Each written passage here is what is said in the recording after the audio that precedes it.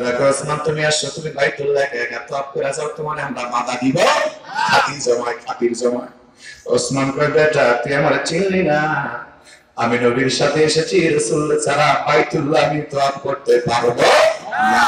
হযরত ওসমান কথা বলতেছে, এমন সময় ওই মক্কার কাফেরদের পক্ষ থেকে কে যেন খবর ছড়ায় দিয়েছে, হযরত ওসমানকে কাফেররা শহীদ করে দিয়েছে, হত্যা করেছে।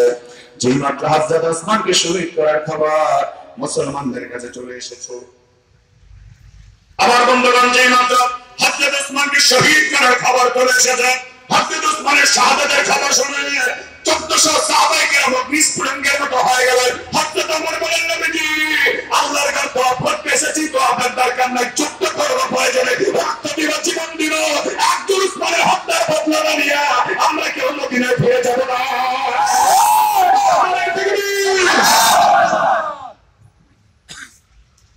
আমার বন্ধুগণ, এই হলো মুসলমান, এই হলো মুসলমান। পৃথিবীর এক প্রান্তে যদি একজন মুসলমান নির্যাতিত হয়, নিপীড়িত হয়, পৃথিবীর অন্য মুসলমানদের কাছে ব্যথা লাগার দরকার আছে না? না মুসলিম, আমার বন্ধুগণ, আমি মুসলমান, আপনি মুসলমান।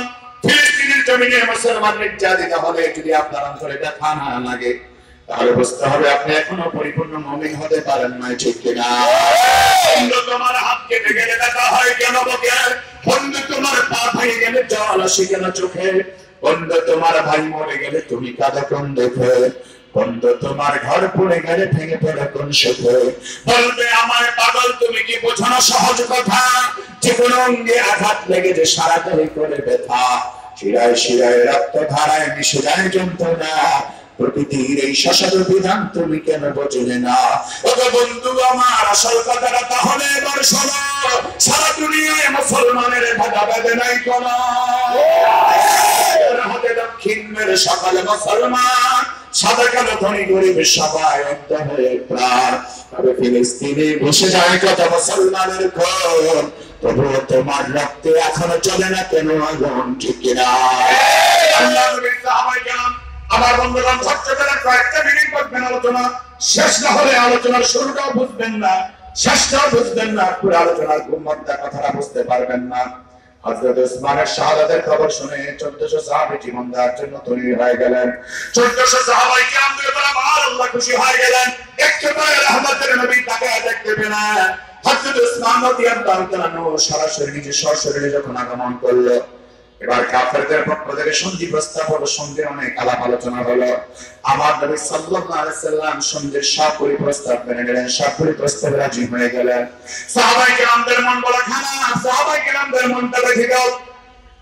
সাহাবায়ে কেরাম চিন্তা করে আল্লাহর হাবিব রাহমাতুল লিল আলামিন নবী সব সন্ধির প্রস্তাবকে মেনে নিলেন। আল্লাহ রাসূলের মন খারাপ দেখে সাহাবায়ে কেরাম আল্লাহর নবীর আর কিছু বলতে চায় না, রাসূল কিছু বলে না। কিন্তু আল্লাহর হাবিব রাহমাতুল লিল আলামিন যেই মাত্র সন্ধি সব প্রস্তাব কমপ্লিট করে, সব প্রস্তাব নিয়ে রাসূল যখন আবার মদিনার দিকে রওনা করলেন, আল্লাহ তাআলা 29টা আয়াত বিশিষ্ট একটা সূরা রাসূলের উপর পাঠিয়ে দিলেন, যে সূরাটা হলো সূরাতুল ফাত। ওই সূরাতুল ফাত আল্লাহ রাসূলকে জানাই দিলেন, হে আমার প্রিয় নবী রাহমাতুল লিল আলামিন নবী, আপনার চিন্তার কারণ নাই, পরেশানির কোনো কারণ নাই। মক্কার কাফের বেঈমানরা যদি আপনার বাইতুল্লাহ এখন ঢুকতে দেয় না, কিন্তু এমন একটা সময় আসবে নবীজি আপনাকে বাইতুল্লাহ ঢুকতে দিবে না, এমন তো সাহস কারো নাই। যারা আজকে আপনারা বাইতুল্লাহ ঢুকতে দেয় না, তাদের পায়ের তলায় মাটি থাকবে না, ঠিক কিনা?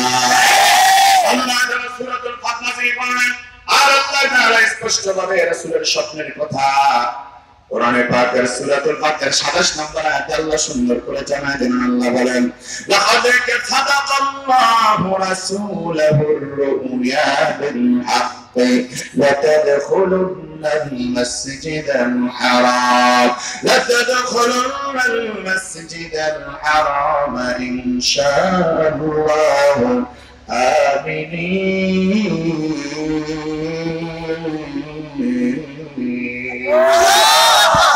মুহাম্মদ সাল্লাল্লাহু আলাইহি সাল্লাম, লাকাদ সাদাকাল্লাহু রাসূলাহুর রুয়া, আপনি নবী যা দেখেছেন তা সত্য হবে 100%, চিল্লা করে আল্লাহু আকবার।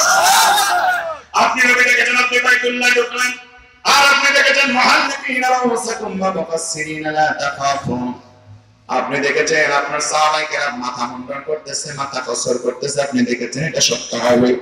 একটু অপেক্ষা, একটু ধৈর্য, ফাআলিমা মা লাম তা'লামু, আমি আল্লাহ যা জানি আপনারা কেউ তা জানেন না। আর আল্লাহ তাআলা ঘোষণা দিলেন ফাজালা মিন দুনি যালিকা ফাতহান কারীবা, হে মুহাম্মদ সাল্লাল্লাহু আলাইহি সাল্লাম আপনাকে অবশ্যই আমি আল্লাহ একটা বিজয়ের সুসংবাদ দিয়ে দিব। চলে কোন আল্লাহু আকবার। আল্লাহ নবী যেই মাত্র 6ষ্ঠ হিজরি, মনে রাখবেন কত হিজরি? চলে বলেন কত? 6ষ্ঠ হিজরিতে আল্লাহ নবী যখন পদার্পণ হলেন, ওই সময় সাহাবায়ে কেরামদের সংখ্যা ছিল আমার নবীর সাথে মাত্র 1400। আল্লাহ নবী মাত্র 2 বছর পরে আবার যখন মক্কার দিকে রওনা করলেন মক্কা বিজয়ের জন্য, তখন সাহাবায়ে কেরামদের সংখ্যা হয়ে গেল 10,000। আজকে আমার নবীকে কেউ বাধা দেয় না, কেউ কথা বলতে পারে না, রাসূলুল্লাহর সামনে কেউ বাধা দিতে আসে না। আল্লাহু আকবার। নবী যখন বাইতুল্লাহর সামনে চলে গেলেন, কি দেখলেন? ওই ওসমান দাঁড়ায় আছে চাবি নিয়া। রাসূলকে কি আজকে চাবি দিবি তোর জন্য? কি কয় হুজুর? এদেশের কিছু মানুষ আমাদেরকে জঙ্গি আর মৌলবাদী সন্ত্রাসী বলে জাতির কাছ থেকে বিচ্ছিন্ন করতে চেয়েছে। আজকে দেখেন সেই আলেমদের পিছনে লক্ষ লক্ষ মানুষ একত্রিত হয়। ঠিক কি না? আরে মাওলানা মিজানুর রহমান আজহারীকে 5 বছর দেশের বাইরে রাখছে, জনপ্রিয়তা কমছে নাকি? কমেছে। দেশের কিংবদন্তি আল্লামা মামুনুল হক হাফিজাহুল্লাহকে রাষ্ট্রদ্রোহ মামলা দিয়েছে, ভ্যানিটি ব্যাগ চুরি করার মামলা দিয়েছে, চোরের মামলা দিয়েছে, হাইজ্যাকের মামলা দিয়েছে, চিন্তার মামলা দিয়েছে, জঙ্গি মামলা চক্রান্ত করেছে। আজকে সেই মামলা করার জন্য গোটা বাংলাদেশের লক্ষ লক্ষ যুবক ইসলামের পথে জীবন দিতে তুলতে পারে। তুমি চাইলে কি জনপ্রিয়তা কমাইতে পারবা? সময় পরিবর্তন করে দেয় কে? আল্লাহ। ভাইরা আজকে কোন সময় পরিবর্তনকারী কে?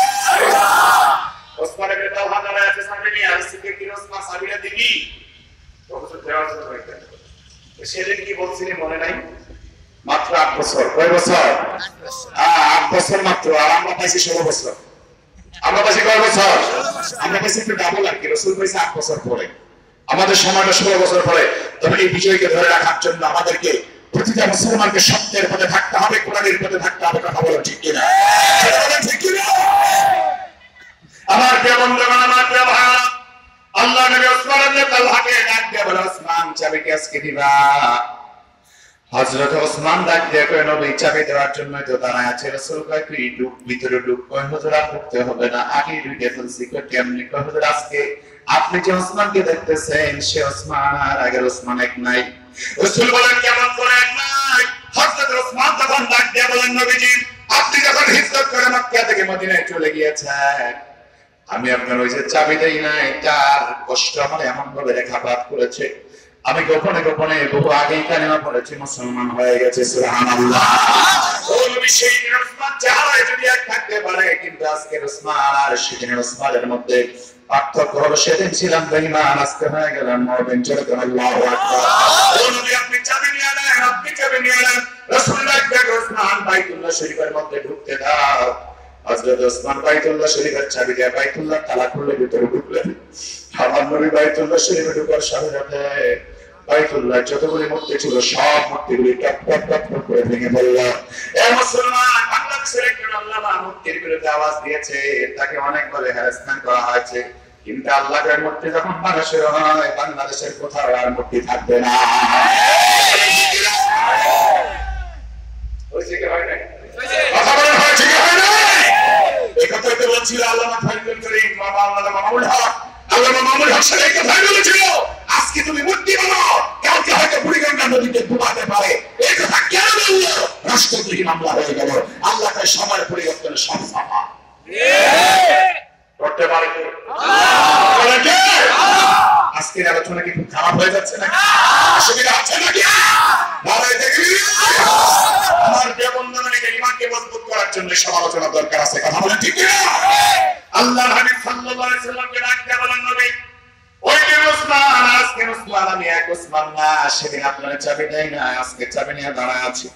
রাসূল বাইতুল্লাহ ঢুকলেন, বাইতুল্লাহতে ঢোকার পরে মূর্তিগুলোর ইশারা দিলেন আর টপ টপ করে ভেঙে পড়ল। চলে কোন আল্লাহু আকবার। আল্লাহ নবী মূর্তিগুলো সব সরায় ফেললেন। ওসমানকে ডাক দিয়ে বলেন, ওসমান নাই, তুমি যে মুসলমান হয়ে গেছো, তুমি আমার মর্যাদা বুঝতে পেরেছো, তোমার প্রতি আমি জুলুম করতে চাই না।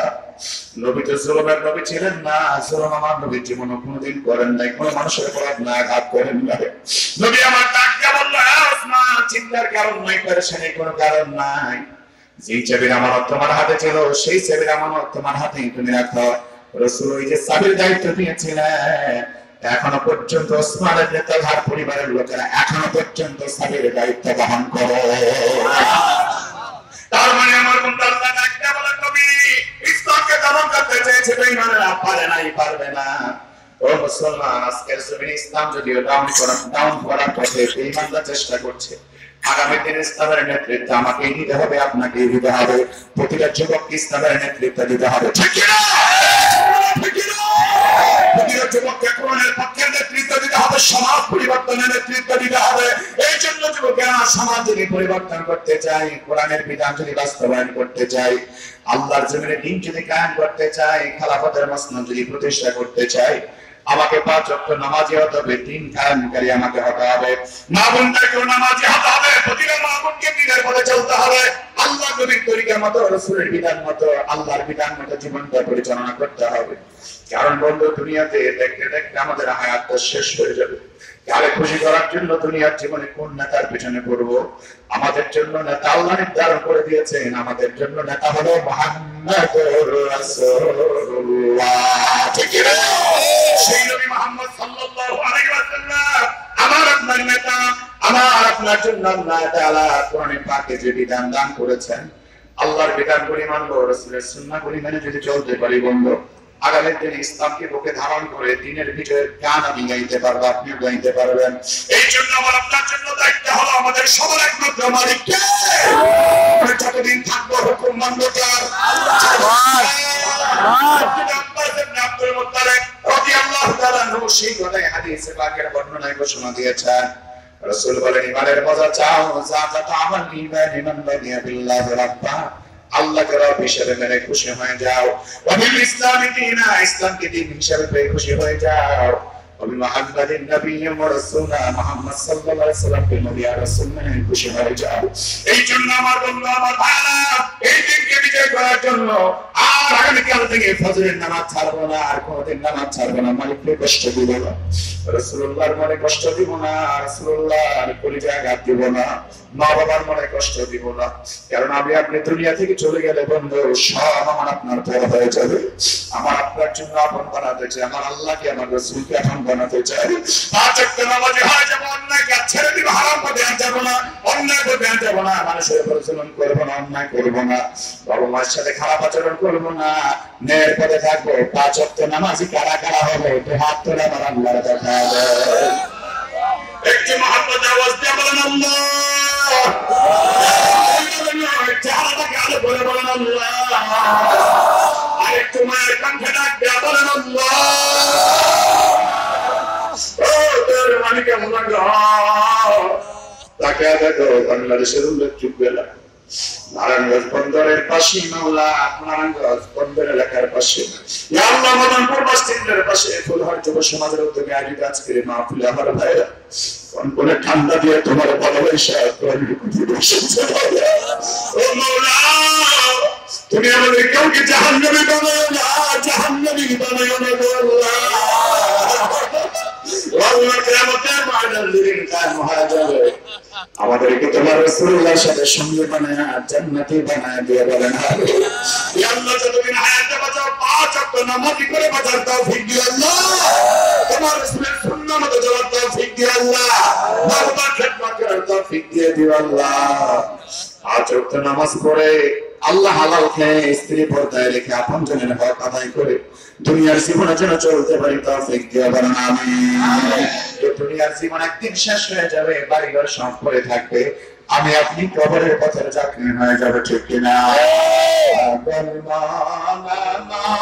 তুমি কারলা দুনিয়া করলার সুখের ঘর, পাগল মানা তুমি কারলা দুনিয়া করলার সুখের ঘর, ওপর তালায় হাতি জানে বিস্তালাতে অন্ধকার তুমি কারলা জিয়া করলার সুখের ঘর, ভাই বলো বন্ধু বলো নয়তো কেউ আপন তোমার ভাই বলো বন্ধু বলো নয়তো কেউ আপন তোমার দু চারটা দিন কেঁদে কেহ দু চারটা দিন কেঁদে কেহ রাখবে না যে খোঁজ খবর তুমি কেন গিয়া করলারে সুখের পাগল মৌলানা তুমি কেন গিয়া করলারে সুখের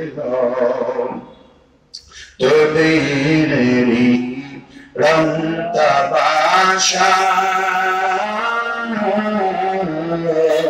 আর যত স্বপ্ন আশা সবাই আয়োজন বৃথা যাবে শেষ ঠিকানা মাটির ঘর তুমি কেন গিয়া করলার সুখের পাগল মৌলানা তুমি কেন গিয়া করলার বাড়ি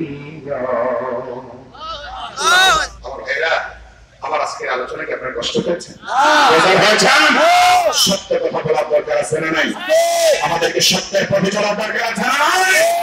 আল্লাহ ছেড়ে মাহফিল কবুল করুন আর সে বলেন আমিন। সবাই দরুদ শরীফ পড়ুন। আল্লাহুম্মা সাল্লি আলা মুহাম্মদ ওয়া আলা আলি মুহাম্মদ কামা সাল্লাইতা আলা ইব্রাহিম ওয়া আলা আলি ইব্রাহিম ইন্নাকা হামিদুম মাজিদ। আল্লাহুম্মা বারিক আলা মুহাম্মদ ওয়া আলা আলি মুহাম্মদ كما باركت على إبراهيم وعلى آل إبراهيم إنك حميد مجيد। সত্যি আসলে মনের আবেগ অনেক কথা বলেছি। আসলে আল্লাহ পাক কোন মাহফিল কবুল করে সেটা আমরা জানি না, তবে আমার মন বলছে হয়তো আল্লাহ দরবারে আজকে মাহফিলে কবুল হয়েছে। আলহামদুলিল্লাহ। আল্লাহর কাছে একটু প্রাণ ভরে আমরা যাবো। 3 দিন বেঁধে মাহফিল যুবক ভাইরা প্রতি বছর করে আসছেন। আল্লাহ যেন এই মাহফিলকে এলাকার সবার জন্য নাজাতের ওসিলা বানিয়ে দেন। আগামীকাল মাহফিল চলবে। হয়তো আমার হাজমান আব্দুল খালেক শরীফ পুলিশের মাধ্যমে ইনশাআল্লাহ। ওলামায়ে কেরাম আমাকে আব্দুল মুক্তার হোসেন ওসমানী আমার অত্যন্ত স্নেহের অত্যন্ত ভালোবাসার পাত্র। আমাদের মুহতারাম মাওলানা মনিরুজ্জামান সাহেবের জামাতা। আল্লাহ জামাই শ্বশুর দুজনকে হায়াতে তাইয়্যিবা দান করুন। পরিবারে আল্লাহ বরকত দান করুন। বলেন আমিন। আর ওলামায়ে কেরাম থাকবেন, আপনারা আসবেন ইনশাআল্লাহ। আসবেন তো ইনশাআল্লাহ? ইনশাআল্লাহ। আরো দাওয়াত দিয়ে আরো বেশি লোক আনার চেষ্টা করবেন দিনের কথা শোনার জন্য। আমার ভাইরা এই মাহফিল আমি হুজুর বলবো আমাকে আজকে যে অনেক আগে এসেছি, প্রায় 10-12 বছর আগে, 11 বছর আগে, 11 সালে এসেছি, অনেক আগে। আলহামদুলিল্লাহ আজকে আসলাম, আল্লাহ পাক আপনাদের সাথে পরিচয় করালেন, কথা বলার সুযোগ দিলেন। আপনাদের কাছে আমি দোয়া চাই, আপনারা আমার জন্য দোয়া করবেন, আমি আপনাদের জন্য দোয়া করি। আল্লাহ আমাদের সবাইকে দ্বীনের পথে থাকার তৌফিক দান করুন।